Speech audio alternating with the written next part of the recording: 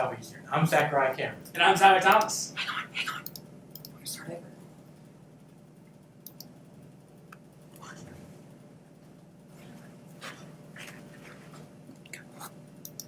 We start good day with the news that now number 23 Southeastern Louisiana football team's scheduled game at the Newton-Baldwin for Saturday has been canceled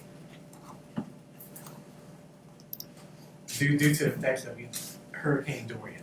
We wish everyone safety in the wake of the storm on the Daytona Beach, Florida area. As the first Southeastern game to be canceled since the SLU Jacksonville game was wiped out post Hurricane Katrina in 2005. The debut of Inside Southeastern Football with head coach Frank Selko is still set for tonight at 2 o'clock catering in downtown Annette. Congratulations are in order to the young men of River Ridge, who celebrated this weekend with a parade. Their win over Curacao 8-0 was the first ever Little League World Series championship in the state's history. This team has also made history by becoming the first to win it all after losing their first game of the tournament. You get nothing but congratulations. So to see them actually succeed and win is just makes us so proud. You can't really wrap your head around something like this because you never really think that that would be your son, right? You watch it on TV, you know, growing up as a kid, and wow, just getting there is crazy in and of itself. And all of a sudden, you know, please. win the national championship, the U.S. championship, you see something and going on with the while audio? we're playing for the world championship, and they win that, it's just totally surreal. You know, going to the White House. I mean, are you kidding me? Right? Governor's Mansion, going to be honored at the Monday Night Football game with the Saints. You know, Tulane's reaching out. They want to be honor the team at a halftime. LSU, ULL. You know, it's just, how are we going to bring these kids back down to earth, right? I mean, it's going to be crazy, but I'm so proud of them.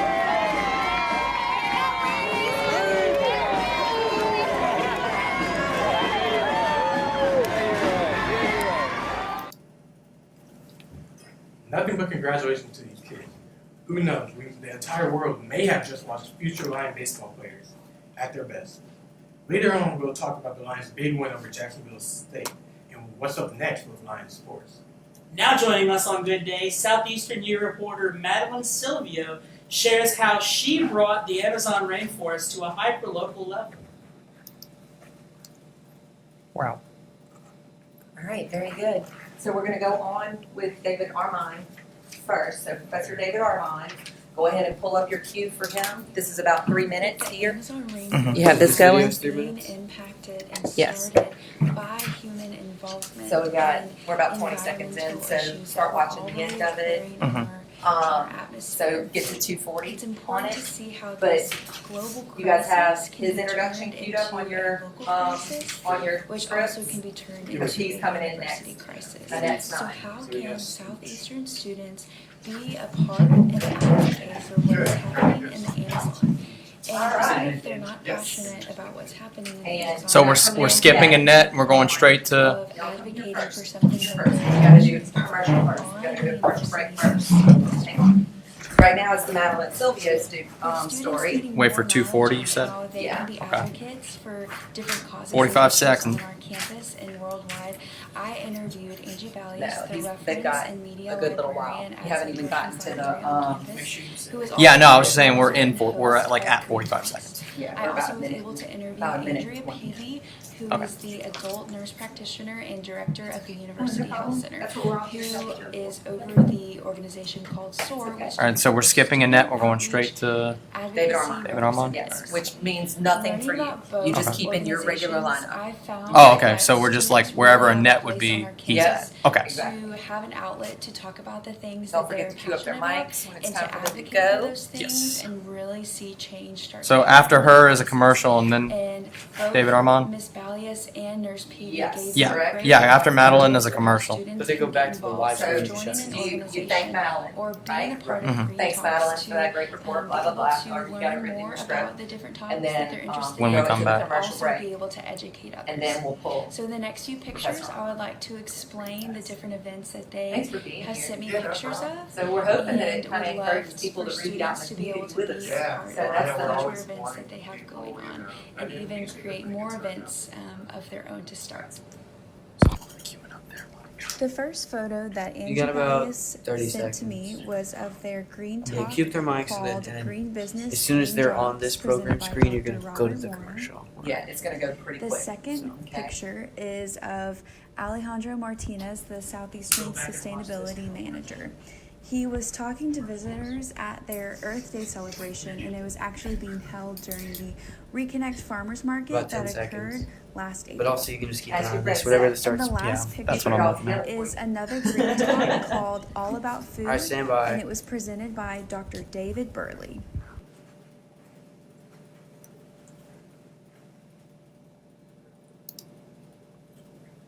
Thank you, Madeline. When we come back, we talk to Professor David Armand, who can probably encourage all readers to read along with the students here at Southeastern and meet the author as well.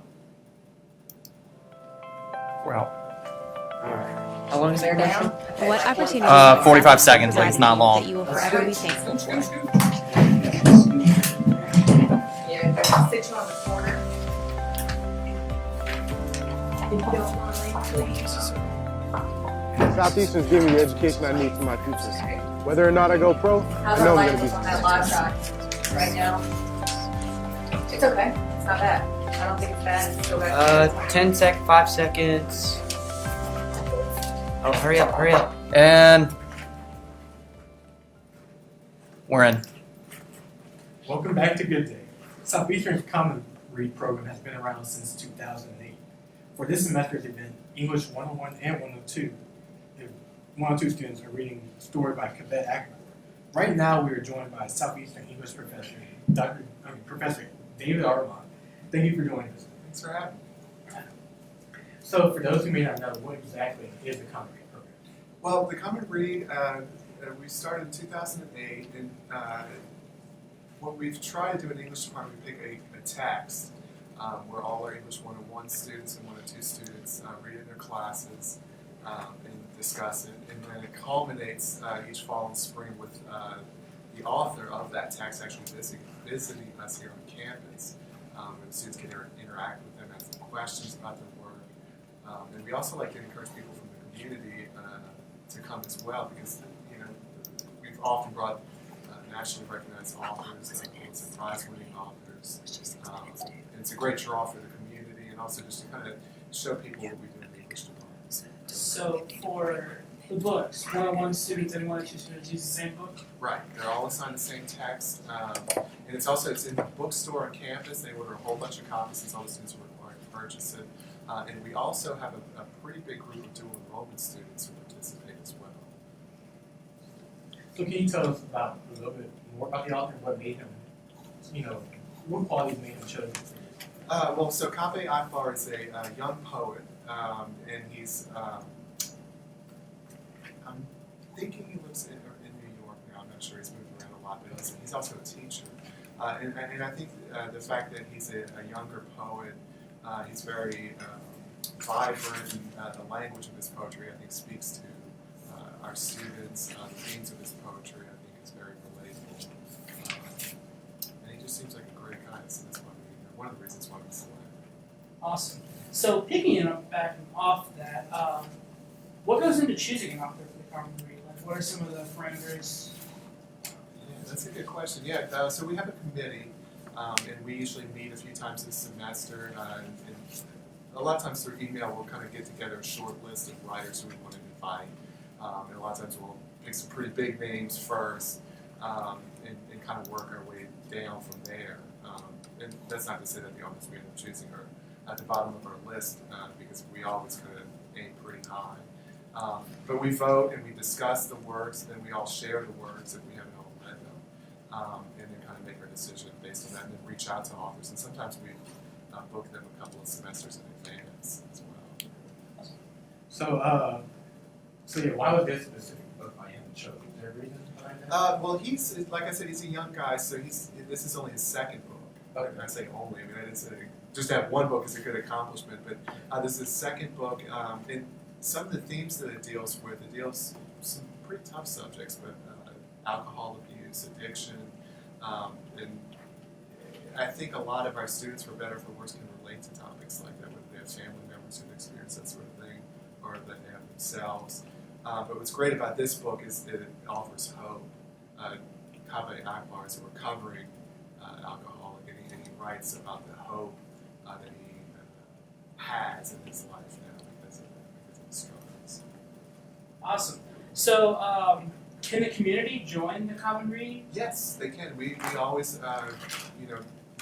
as it gets closer to the event, we start putting out flyers and advertisements, but we always encourage people from the community to come to the events so they can meet the author, get their books signed, purchase books. And it's not very often that people get to do that, so it's a great opportunity, I think, for outreach and for community, which is so important. That's awesome. Okay.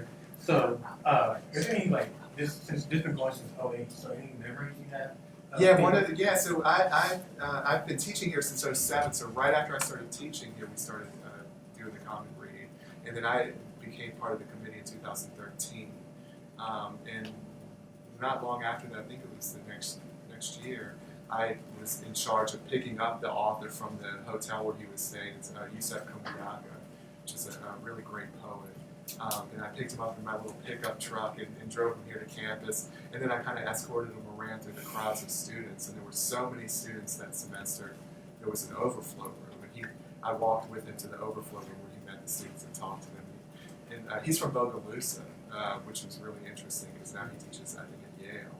And he's a great poet, great guy. But I'll never forget that. It was really cool to be able to walk around with him and kind of talk to him, get to know him. Thank you so much. That is a different experience. All right. Well, thank you, Professor Armand, for joining us. Thank you guys for having me. Yeah, it's my pleasure. We'll be back for Justin and you after the break. For years, Mary has told me about the intense level of care her beloved son, Stephen, requires just to live his life in a meaningful way. Mary and Stephen have always relied on options to provide that care. Mary trusts options and knows they will give Stephen the best quality No, it's the Rob Roberts commercial. Options put the needs of everyone they care for first and ensures that the necessary care is provided by designing a personal care plan for each individual. Options dedication. All right, guys, we got about 10. Joy, caring, self-worth, and a sense of family to the many men and women with disabilities Options serves. To learn more, go to optionsforyou.org. Okay, what are we doing? Riding that And- microphone? We're just doing it? And we're in. So we are back with Ms. Annette of the Collision Recovery Program and the Counseling Center. So thank you for joining us. First off, I have a question about, so what exactly is a Collision Recovery Program itself? So a collegiate recovery program is special support services for students who identify as in recovery. The most simplest way I can put it is it's similar to like your Veterans Affairs office, where there's special support resources just for that population. So collegiate recovery is specifically for students who identify as in recovery. Awesome. Could you tell us a little bit about yourself, what you do on campus, a little bit about yourself? I am the Assistant Director of Outreach and Programming at the University Counseling Center. I've been here for about 16 years. I have a special interest in addiction and recovery. That's me. So do y'all, so it's more than just, there's a wide range of addictions, more than like alcohol addiction stuff? We actually are welcoming in any chemical addiction or chemical recovery or a process addiction. So not only addiction to alcohol, marijuana, whatever substance, but also eating disorder, gambling, sex addiction. Does this program what exactly is the Sober Tailgate program? Can you tell us a little bit about that? So part of the issue with being a student in recovery on any college campus is it's pretty hard to stay away from triggers that may lead you back to drinking. So creating safe spaces or spaces that don't include alcohol is what we're all about, because those students have the right to a collegiate experience with their friends that don't offer those types of triggers. So sober tailgating will include not only a speaker, someone in recovery who will share their experience of recovery, but also an area at the tailgate where it'll be alcohol free. Awesome.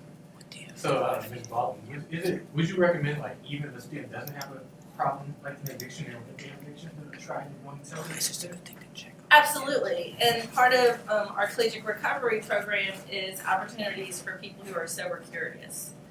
So Southeastern is now offering open support meetings for students in recovery, but also students who may be sober curious. So we're offering SMART recovery, as well as refuge recovery, as well as SMART family and friends, and that's a special support group where, like, maybe you don't suffer from addiction, but maybe you have a boyfriend or girlfriend or a parent or a daughter or son.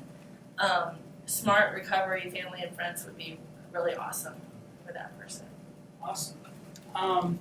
What exactly do you want those who finish this program to leave with? I want them to leave feeling that they haven't been marginalized by their university, that they believe that they've been offered a college experience where they're welcomed and they have a space, and I want them to develop, as while they're here in Southeastern, to go on to be professionals in recovery. And I hear that you went on a recent camping trip. We are going on a camping trip, not this weekend, but next weekend. We'll go to the regional collegiate retreat in Alabama, and this year Southeastern is joining that trip, as well as Florida State, but it's all universities in the Southeast that have collegiate recovery programs. So I know that I've seen a lot of people around struggle with different things or whatever it may be, and I've seen a lot of people hurt by different addictions. What would you say to those people who are struggling with these things that aren't willing enough to speak up? I am going to say that it's a beautiful time to get in recovery. We have a lot more resources now. We're doing a lot more better advocacy to advocate for people to get treatment, whether it's like a first-time intervention or maybe more of a long-term, like residential treatment is what's needed. And I think we have a lot more choices now. People are now giving a little bit more respect to multiple pathways of recovery, and honoring that, it's not just one route that's going to take somebody to recovery. I mean, sometimes people get in recovery different ways. That's awesome. Well, more about the counseling center. So is this like, are there other programs built? I know you said y'all have recovery meetings as well. So smart recovery and stuff like that. So that deals with the same type of multiple addictions like alcohol and sin. Absolutely. Okay. So now the counseling center is also offering different support groups. This is new for the fall semester. Like, we're offering a support group for anxiety. We're also offering a fairly new group called Here and Queer. So that's a support group for gay lesbian population. And then Paige Moody is doing a group called Check Your Baggage, which has to do with what baggage you get from your own family of origin that may hinder your current relationships. That's awesome. well, we thank you for joining us. I enjoyed Thanks so being much. here. It was a good topic. You learned a lot more. And a lot of people have trouble opening up about these situations, so it's always good that we have people who are there. We're here for y'all. It's hard to admit that you have problems, so it's awesome to have somewhere that helps people with that problem. But once you admit it, it gets easier. Yeah, of course. Absolutely. Exactly. Of course. Thank you so much. Thank you. And we'll be back right after the break.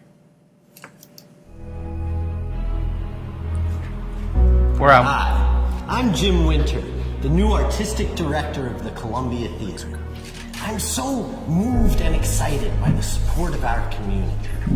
For nearly 100 years, this building has been the artistic center of our region. We've shared so many wonderful seasons at the club, and thanks to you, there will be many more. We are proud to present our 2019-2020 season that can only be experienced live here at the Columbia.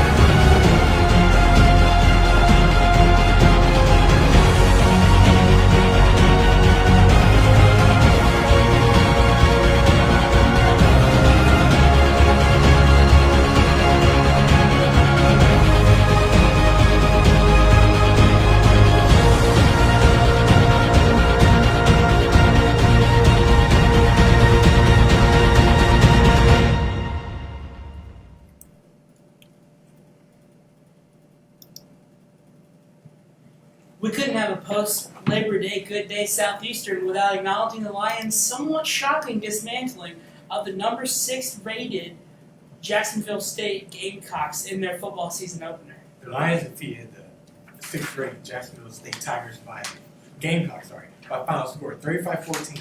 And this win has quickly made it look like things are going the right direction in year 2 of the Frank Silva era. Tonight was just a testament to everybody on my team. From the defensive standpoint, from the offensive standpoint, to special teams, everybody, had a heck of a game. Our offensive line had a heck of a game. They blocked their tails off. Our receivers did very, very well on the perimeter, and everybody, just kind of came together. We put a lot of preparation into this game, especially throughout the course of the summer and fall camp and everything. So, just having this win under our belt is a huge stepping stone to the rest of the season.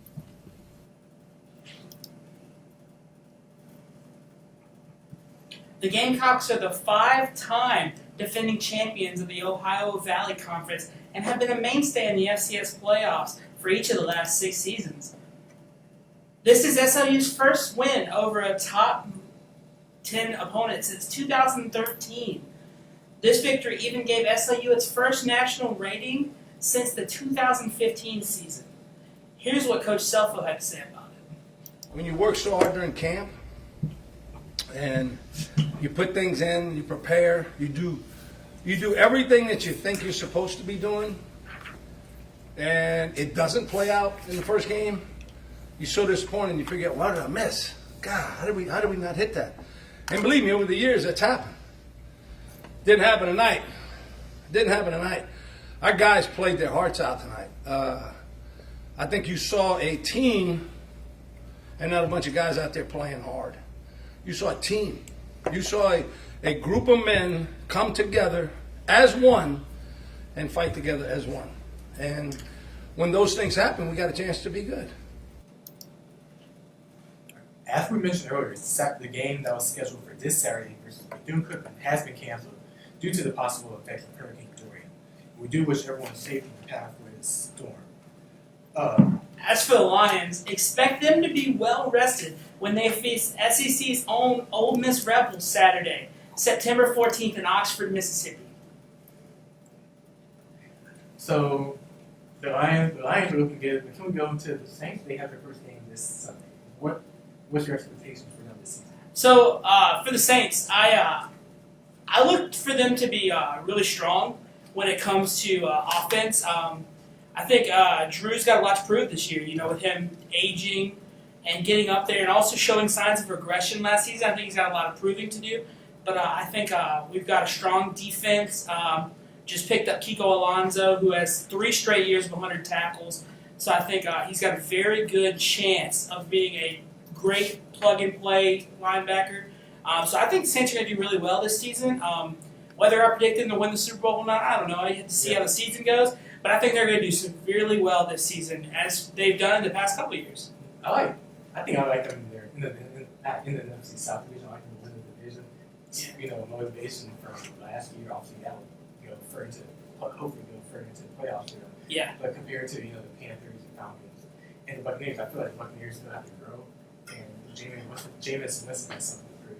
The Panthers lost some guys like Julius Peppers and Ryan Cook, who they got retired. But and Falcons looking good, but I still don't trust them as much in the postseason. When things matter. So I think the Saints will get their third straight division victory. See, I look for the Panthers to be better than they were last season, so I think that they'll improve, but I don't think that they'll be on course to win the division. But I still think the Saints are going to take it. But also the Falcons are looking pretty good defensively. They've added some key pieces. They've added some key pieces on offense. I think they're going to look really good defensively. So I agree with that. I think it's just in the NFC it's up to the Saints and the Rams. Unless I'm thinking otherwise. Maybe the Eagles will bounce back. Well, see, I think the Eagles are coming back. They're going to have Carson Wentz back at full health this year. A solid defensive line. I think the Eagles have a strong chance of winning the NFC. But I also think the Rams, of course, they're going to be there. I don't think they're going to have the success that they did last year because I think Todd Gurley's on his decline. Okay. But I think that they're going to do very well. Very well. And then, so I'll just wrap up with Thursday, the first game of the season, 100th anniversary in the NFL, Packers-Bears. Packers-Bears, yeah. See where the Packers bounce back, and the Bears will have to early playoff into the other than that, they had a great year. I've definitely got the Bears winning that game. I think the defense will be able to overcome Aaron Rodgers' passing ability. The addition of Khalil Mack and him mixing into that defense, I think it'll just be very good. And I think the Packers will end up losing that football game. And I think it'll be a good contest, though. I think it'll 2 teams that really want to win the division this year, and we'll see how it goes.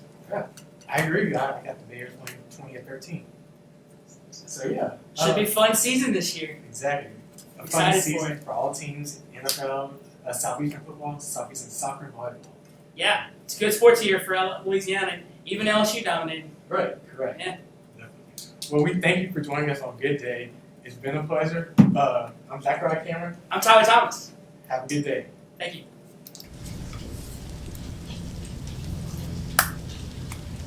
Down, red, hit, go, go. Right hand. Down. Sit, hit. Good, run through him. Here we go. Next up. Hit. Step towards him. Good, good. Hop up. Run your feet. You're getting tackled now. Sit. Run through the tackle. Are you going to hurt this man? No. No, he's falling onto a nice blue mat. Okay, he's going to be perfectly safe. It's forcing us as coaches to think about it and think about how we organize our practice, how we, run practices and paying attention to the amount of contact, kids are getting. Hit! Hit! Good, Jacob. Hit! Hit it, Will. Hands, Will. Come on. Hit! Come on. Hit it, Mark. Let's go. Hit it, Mark. Hit!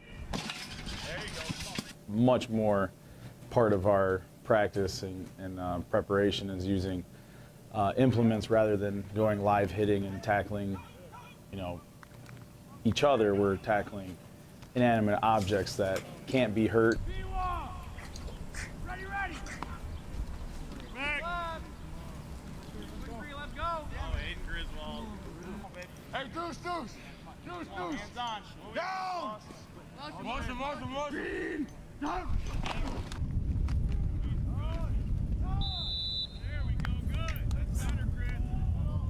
we want them to play. We want them to be healthy too. So that old days of beating them into the ground and running till you vomit and all the old sort of your tough stuff, that's gone from the game. Ignoring this warning may lead to another more serious fatal brain injury. Has everybody got the warning? Yes, Coach. Does everybody still want to play football? Yes, Coach. Let's go. It's time to play football. Let's go!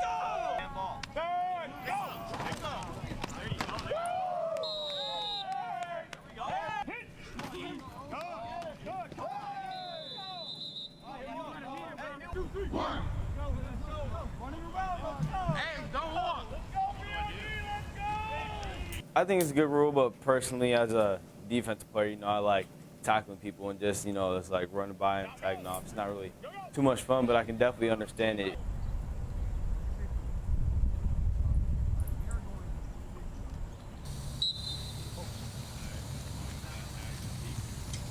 I don't know that they really even notice a difference, because this is kind of how it's been for the last few years. And for them, their whole time high school career is, there's been these limitations, and so they don't necessarily notice a difference.